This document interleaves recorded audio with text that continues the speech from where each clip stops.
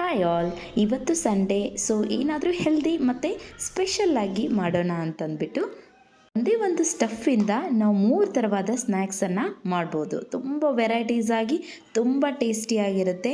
First ಬಂದುಬಿಟ್ಟು veg cutlet ಮಾಡ್ತಾಯಿದ್ದೀನಿ, ಅಥವಾ ಕಬಾಬ್ ಕೂದಾ ಅಂತಲೂ ಹೇಳ್ಬೋದು. ನೆಕ್ಸ್ಟ್ ಚೀಸ್ ಬಾಲ್ಸ್ ಮತ್ತು ವೆಜಿಟೇಬಲ್ ಕಾರ್ನ್ ಸ್ಯಾಂಡ್ವಿಚ್. ಸೊ ಇವು ಮೂರನ್ನು ಇವತ್ತು ಮಾಡೋಣ. ಸೊ ಹೇಗೆ ಮಾಡೋದು ಅಂತ ನೋಡೋಣ ಬನ್ನಿ. ನಾನು ಕಾರ್ನನ್ನು ಆಲ್ರೆಡಿ ಬಾಯ್ಲ್ ಮಾಡಿಟ್ಟಿದ್ದೆ, ಸ್ವೀಟ್ ಕಾರ್ನು. ಸೊ ಈ ಥರ ಚಾಕುವಿನಿಂದ ಕಟ್ ಮಾಡಿದರೆ ಈಸಿಯಾಗಿ ಬರುತ್ತೆ. ಮತ್ತು ಇದೇ ಚಾಪರ್ ತೊಗೊಂಡ್ಬಿಟ್ಟು ಇದನ್ನೊಂದು ಸ್ವಲ್ಪ ಸಣ್ಣಾಗಿ ಪೇಸ್ಟ್ ಮಾಡೋಣ. ತುಂಬ ಜಾಸ್ತಿ ಪೇಸ್ಟ್ ಏನು ಬೇಕಾಗಿಲ್ಲ, ಸ್ವಲ್ಪ ನಾವು ಸಣ್ಣಗೆ ಮಾಡ್ಕೊಂಡ್ಬಿಟ್ರೆ ಸಾಕು. ನೋಡಿ, ಇದು ಇಷ್ಟು ಸಣ್ಣ ಆದರೆ ಸಾಕು. ಇದಕ್ಕೆ ಒಂದು ದೊಡ್ಡ ನಾನು ಪೊಟ್ಯಾಟೋನ ಹಾಕ್ತಾಯಿದ್ದೀನಿ. ಇದನ್ನು ಕೂಡ ಸ್ಮ್ಯಾಶ್ ಮಾಡಿ ಹಾಕಿಬಿಟ್ಟು ಸಣ್ಣಾಗಿ ಕಟ್ ಮಾಡಿಡುವಂಥ ಈರುಳ್ಳಿ ಮತ್ತು ಒಂದು ಸಣ್ಣಾಗಿ ಹೆಜ್ಜರಿರುವಂಥ ಕ್ಯಾರೆಟ್ ಮತ್ತು ಒಂದು ಅರ್ಧ ಬೀಟ್ರೂಟನ್ನು ಇಟ್ಕೊಂಡಿದ್ದೆ, ಅದನ್ನು ಕೂಡ ಹಾಕಿದ್ದೀನಿ. ಇದ್ರ ಒಳಗಡೆ ಏನಾಗಿಬಿಡುತ್ತೆ, ಎಲ್ಲ ವೆಜಿಟೇಬಲ್ಸ್ ಸೇರ್ಕೊಂಡ್ಬಿಡುತ್ತೆ. ಸೊ ತುಂಬಾ ಹೆಲ್ದಿಯಾಗಿ ಕೂಡ ಇರುತ್ತೆ. ಮತ್ತು ಕೆಂಪು ಖಾರದ ಪುಡಿ, ಸ್ವಲ್ಪ ಜೀರಿಗೆ, ಅರಿಶಿನ ಮತ್ತು ರುಚಿಗೆ ತಕ್ಕಷ್ಟು ಉಪ್ಪನ್ನು ಹಾಕಿಬಿಟ್ಟು ಇದನ್ನು ಚೆನ್ನಾಗಿ ಮಿಕ್ಸ್ ಮಾಡ್ಕೊಳ್ಳೋಣ. ಇದು ಜಾಸ್ತಿ ನೀರು ಕಂಟೆಂಟೆಲ್ಲ ಇಡಬಾರ್ದು. ಸೊ ನೋಡಿ, ಈ ಥರ ನೀವು ರೌಂಡ್ ಮಾಡಿದಾಗ ಇದು ಈ ಥರ ನಿಮಗೆ ಬರಬೇಕು.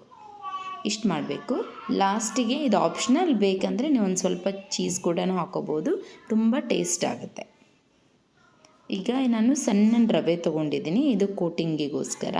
ಸೊ ಕೈಗೆ ಸ್ವಲ್ಪ ಎಣ್ಣೆನ ಹಚ್ಚಿಬಿಟ್ಟು ನಾವು 1 ಸ್ಪೂನಷ್ಟು ಇಲ್ಲಿ ಸ್ಟಫನ್ನು ತೊಗೊತಾ ಇದ್ದೀನಿ. ಇದನ್ನು ಕಟ್ಲೆಟ್ ಬಂದುಬಿಟ್ಟು ಜಸ್ಟ್ ಶಾಲೋ ಫ್ರೈ ಅಷ್ಟೇ ಮಾಡ್ತಾ ಇರೋದು. ಇದನ್ನು ನೋಡಿ, ಈಗ ಚೆನ್ನಾಗಿ ನಾವು ಈ ಥರ ಉಂಡೆ ಆಗಿ ಮಾಡಿಕೊಂಡು ಫ್ಲ್ಯಾಟ್ ಮಾಡ್ಕೋಬೇಕು. ಮಕ್ಕಳು ಕೂಡ ತುಂಬಾ ಇಷ್ಟಪಟ್ಟು ತಿಂತಾರೆ. ಇದು ಜಾಸ್ತಿ ಆಯಿಲ್ ಕೂಡ ಹಿಡಿಯೋದಿಲ್ಲ, ಸ್ವಲ್ಪ ಜಸ್ಟ್ ಶಾಲೋ ಫ್ರೈ ಮಾಡಿಬಿಡೋದು. ನೋಡಿ, ಈ ಥರ ಫ್ಲ್ಯಾಟ್ ಮಾಡ್ಕೊಂಡ್ಬಿಟ್ಟು ಇದರಲ್ಲಿ ರವಾದಲ್ಲಿ ನೀವು ಎರಡೂ ಕಡೆ ಹಚ್ಚಿ ಈ ಥರ ರೋಲ್ ಮಾಡಿಬಿಟ್ರೆ ಇದು ತುಂಬ ಚೆನ್ನಾಗಾಗುತ್ತೆ. ಸ್ವಲ್ಪ ನೀವು ಕೈಯಿಂದ ಪ್ರೆಸ್ ಮಾಡಿ ಈ ಥರ, ಅಂದರೆ ಅದು ನೀಟಾಗಿ ಕುದುರುತ್ತೆ. ಆಲ್ರೆಡಿ ತವಾನ ಇಟ್ಟಿದ್ದೆ, ಅದಕ್ಕೆ ಜಸ್ಟ್ ಒಂದು ಸ್ವಲ್ಪ ನಾನು ಆಯಿಲ್ ಗ್ರೀಸ್ ಮಾಡಿದ್ದೆ. ಸೊ ಅದರ ಮೇಲೆ ಈಗ ಇವನ್ನ ಕಟ್ಲೆಟ್ಸನ್ನು ಇಡ್ತಾಯಿದ್ದೀನಿ. ಎರಡೂ ಕಡೆ ಚೆನ್ನಾಗಿ ಬೇಯಿಸ್ಕೊಂಡ್ಬಿಟ್ರೆ ನಮ್ಮ ಬಿಸಿ ಬಿಸಿಯಾದ ಕಟ್ಲೆಟ್ ರೆಡಿ ಟು ಸರ್ವ್. ಇದನ್ನು ಪುದೀನ ಚಟ್ನಿ ಮತ್ತು ಸಾಸ್ ಜೊತೆ ಹಾಕಿಬಿಟ್ರೆ ಮಕ್ಕಳು ತುಂಬಾ ಇಷ್ಟಪಟ್ಟು ತಿಂತಾರೆ.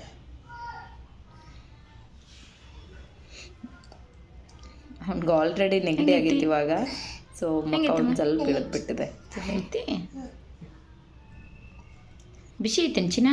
ಅವನು ಇದನ್ನು ಮಾತ್ರ ತುಂಬಾ ಇಷ್ಟಪಟ್ಟ, ತುಂಬ ಟೇಸ್ಟಿಯಾಗಿರುತ್ತೆ. ಸೊ ಸ್ನ್ಯಾಕ್ಸ್ಗೋಸ್ಕರ ಮಕ್ಕಳು ಏನಾದರೂ ಡಿಫ್ರೆಂಟ್ ಬೇಡಿದಾಗ ನೀವು ಈ ಥರ ಮಾಡ್ಕೊಡ್ಬೋದು.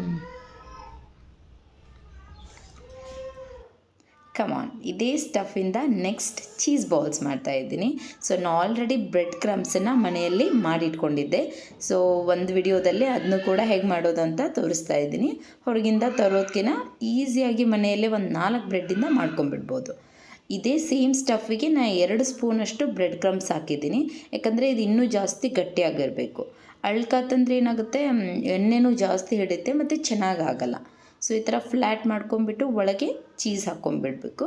ಚೀಸ್ ಹಾಕ್ಕೊಂಡು ಈ ಥರ ನೋಡಿ ರೌಂಡಾಗಿ ಇದನ್ನು ಚೆನ್ನಾಗಿ ಪ್ರೆಸ್ ಮಾಡಿ ರೌಂಡಾಗಿ ಮಾಡ್ಕೋಬೇಕು. ಇಲ್ಲಾಂದರೆ ನೀವು ಜಸ್ಟ್ ಮೇಲಿಂದ ಈ ಥರ ಮಾಡಿಬಿಟ್ರೆ ಸೀಳ್ಬಿಡುತ್ತೆ ನೀವು ಎಣ್ಣೆಯಲ್ಲಿ ಹಾಕಿದಾಗ. ಸೊ ಈಗ ಒಂದು ಎಗ್ ತೊಗೊಂಡಿದ್ದೀನಿ, ಆ ಎಗ್ಗಲ್ಲಿ ಜಸ್ಟ್ ಅದನ್ನು ರೋಲ್ ಮಾಡಿಬಿಟ್ಟು ಈಗ ಬ್ರೆಡ್ ಕ್ರಮ್ಸಲ್ಲಿ ಈ ಥರ ರೋಲ್ ಮಾಡಬೇಕು. ಮತ್ತು ಕೈಯಿಂದ ಸ್ವಲ್ಪ ಲೈಟಾಗಿ ಪ್ರೆಸ್ ಮಾಡಿ ಈ ಥರ ಮೇಲಿಂದೆಲ್ಲನೂ ಬ್ರೆಡ್ ಕ್ರಮ್ಸನ್ನು ಹಾಕಿಬಿಟ್ಟು ಇಟ್ಕೊಳ್ಳೋಣ. ಒಂದು 2-3 ಇದೇ ಥರ ಮಾಡಿ ಇಟ್ಕೊಳ್ಳಿ. ನೆಕ್ಸ್ಟ್ ನೀವು ಎಣ್ಣೆಯಲ್ಲಿ ಕರಿಬೋದು. ಈಗ ನೋಡಿ, ಎಣ್ಣೆ ಕಾದಿದೆ. ನಾ ಇದನ್ನು ಚೀಸ್ ಬಾಲ್ಸನ್ನು ಹಾಕ್ತಾಯಿದ್ದೀನಿ. ಹೊರಗಡೆ ಯಾವ ಆಯಿಲಿಂದ ಮಾಡಿರ್ತಾರೆ ಗೊತ್ತಿರಲ್ಲ. ಸೊ ಮನೆಯಲ್ಲೇ ಫ್ರೆಶ್ ಆಗಿ ಈಸಿಯಾಗಿ ಮಾಡಿಟ್ಕೊಂಡ್ಬಿಡ್ಬೋದು. ನೀವು ಸ್ಟಫನ್ನು ಒಂದು ಸ್ವಲ್ಪ ಫ್ರಿಜ್ಜಲ್ಲಿ ಇಟ್ಕೊಂಡ್ಬಿಟ್ಟು ನಿಮಗೆ ಯಾವ ದಿನ ಬೇಕೋ ಆ ದಿನ ಕೂಡ ಈ ಥರ ವೆರೈಟೀಸ್ ಆಗಿ ಸ್ನ್ಯಾಕ್ಸ್ ಕೂಡ ಮಾಡ್ಬೋದು. ಸೊ ದಿನಕ್ಕೊಂದು ಸ್ನ್ಯಾಕ್ಸ್ ಆಗಿಬಿಡುತ್ತೆ. ನೋಡಿ, ನಮ್ಮದು ಹಾಟ್ ಚೀಸ್ ಬಾಲ್ಸ್ ಕೂಡ ರೆಡಿಯಾಗಿದೆ. ತುಂಬಾ ಟೇಸ್ಟಿಯಾಗಿದೆ. ನೋಡಿ ಮೇಲೆ ಎಷ್ಟು ಕ್ರಿಸ್ಪಿಯಾಗಿದೆ ಅಂತ. ಒಳಗೆ ಚೀಸ್ ಕೂಡ ತುಂಬ ಚೆನ್ನಾಗಿ ಮೆಲ್ಟಾಗಿದೆ. ಇದು ಒಂಥರ ತುಂಬಾ ಟೇಸ್ಟಿಯಾಗಿ ಬಂತು. ನೀವು ಕೂಡ ಡೆಫಿನೆಟಾಗಿ ಇದನ್ನು ಮನೆಯಲ್ಲಿ ಟ್ರೈ ಮಾಡಿ, ಮಕ್ಕಳು ತುಂಬಾ ಇಷ್ಟಪಡ್ತಾರೆ. ನೆಕ್ಸ್ಟ್ ಬಂದುಬಿಟ್ಟು ಸೇಮ್ ಸ್ಟಫಿಂದ ನಾವು ಸ್ಯಾಂಡ್ವಿಚ್ ಮಾಡೋಣ. ಈಗ ಸ್ವಲ್ಪ ಪುದೀನ ಚಟ್ನಿನ ಪೇಸ್ಟನ್ನ ಈ ಥರ ಹಚ್ಕೊಂಡು ನೆಕ್ಸ್ಟ್ ಅದ್ರ ಮೇಲೆ ಸ್ವಲ್ಪ ಸಾಸನ್ನು ಹಚ್ಕೊಂಡಿದ್ದೀನಿ. ಮತ್ತು ಈಗ ನಮ್ಮ ಸ್ಟಫ್ ಇತ್ತಲ್ಲ ಕಾರ್ನ್ ಮತ್ತು ವೆಜಿಟೇಬಲ್ಸ್ದು ಅದನ್ನು ಈಗ ಸ್ಪ್ರೆಡ್ ಮಾಡ್ತಾಯಿದ್ದೀನಿ. ನೆಕ್ಸ್ಟ್ ಅದ್ರ ಮೇಲೆ ಸ್ವಲ್ಪ ಚೀಸ್ ಹಾಕ್ತಾಯಿದ್ದೀನಿ. ಎಕ್ಸೆಪ್ಷನಲ್, ನಿಮ್ಗೆ ಬೇಕಂದರೆ ಹಾಕೋಬೋದು, ಇಲ್ಲಾಂದರೆ ಹಾಗಾದರೂ ಬೇಯಿಸ್ಕೋಬೋದು, ಅದು ತುಂಬ ಟೇಸ್ಟಿಯಾಗಿ ಬರುತ್ತೆ. ಈಗ ಸ್ವಲ್ಪ ಎಣ್ಣೆನ ಗ್ರೀಸ್ ಮಾಡಿಬಿಟ್ಟು ಮೇಲೆ ಇದನ್ನ ಇಟ್ಕೊಂಡು ಎರಡು ಸೈಡನ್ನು ಸ್ವಲ್ಪ ಈ ಥರ ಹೊಲ್ಸಾಕಿ ಕ್ರಿಸ್ಪಿಯಾಗಿ ಮಾಡಿಕೊಂಡ್ರೆ ತುಂಬಾ ಟೇಸ್ಟಿಯಾಗಿರುತ್ತೆ.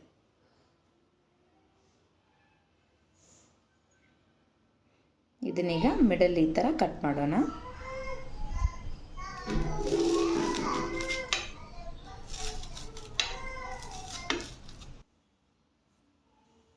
ಇದನ್ನು ಪುದೀನ ಚಟ್ನಿ ಸಾಸ್ ಜೊತೆ ಸರ್ವ್ ಮಾಡ್ತೇನೆ. ಇದು ಕೂಡ ತುಂಬಾ ಟೇಸ್ಟಿಯಾಗಿರುತ್ತೆ. ನೀವು ಕೂಡ ಡೆಫಿನೆಟಾಗಿ ಇದನ್ನು ಮನೆಯಲ್ಲಿ ಟ್ರೈ ಮಾಡಿ. ಸೊ ಒನ್ಸ್ ಯಾರ್ಯಾರು ವೆಜಿಟೇಬಲ್ಸ್ ತಿನ್ನಲ್ಲ ಮಕ್ಕಳು ಈ ಥರ ಮಾಡಿಬಿಟ್ರಂತೂ ತುಂಬಾ ಇಷ್ಟಪಟ್ಟು ತಿಂತಾರೆ. ಈ ಎಲ್ಲ ರೆಸಿಪಿ ನಿಮಗೆ ಇಷ್ಟ ಆದರೆ like, share and subscribe. Thank you.